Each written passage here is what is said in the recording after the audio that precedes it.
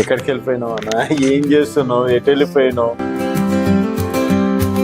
Last time మీ interview చాలా clear గా చెప్పిన నేను మళ్ళీ చెయ్యను చెయ్యను చెయ్యను. మరి ఎందుకన్నా విద్యలు నేర్చుకోవడం? నేను నా ప్యాషన్ అని చెప్పిన కదా చాలా సార్లు.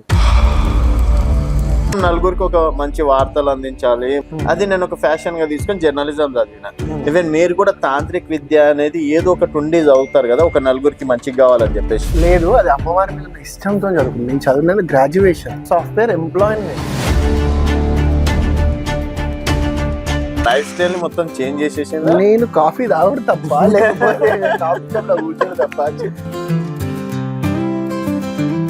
అంటే మీ ఇంటర్వ్యూ చూసి మీ మాటలు విని నిజంగా రోహిత్ నందన దగ్గరకు వస్తే ఏదో ఒకటి మంచి జరుగుతుంది అనుకునేటోళ్ళు కూడా చాలా మంది ఉన్నారు. అది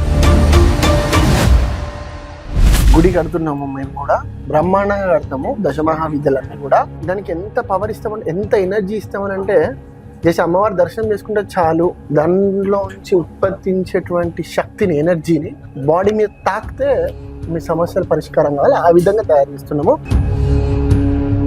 మీలాంటి గురువులని ఎందుకు నమ్మాలంటారు? అసలు నమ్మద్దనే ఫస్ట్ నేను చెప్తా. రోజుకు మనం ఒక 10 మందినన్నా చూస్తున్నాం బయట, సోషల్ మీడియాలో కావచ్చు, వాళ్ళ త్రూలో వీళ్ళ త్రూలో. ఈ తాంత్రిక విద్యను అనేది ఫస్ట్ ఆఫ్ ఆల్ నమ్మాలి. మీరు నమ్మండి, నమ్మకపోతే I can't prove you. Black magic అంటే ఏంది అసలు? పాదాల దగ్గర మట్టి తీసుకోను, మన ఎంటికలు తీసుకోను చేశారంటారు, అది నమ్మచ్చు అంటారు. అవి లేనే వాటి పేరు వచ్చిందా? సో నిజంగా ఉన్నాయి. ఉన్నాయి.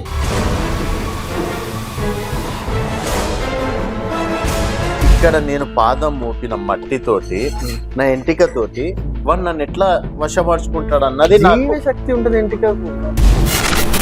బ్లాక్ మ్యాజిక్ అయితే ఉంది. నేనేమంటున్నా, సరే ఇప్పుడు నాకు బ్లాక్ మ్యాజిక్ చేయండి, రోజు సూర్యునికి నమస్కరిస్తున్నా, చంద్రునికి నమస్కరిస్తున్నా, 100% తగ్గుతుందా? మీ బాడీ రిసీవ్ చేసుకోదు, తోషేస్తుంది. ఆవలింపుల ద్వారానైనా ఇంకొక ద్వారానైనా జల్తా, ఇట్లా జల్పిస్తుంది బాడీ. ఆ ద్వారానైనా నీ బాడీ పుష్ చేసేస్తుంది నెగిటివ్ ఎనర్జీని.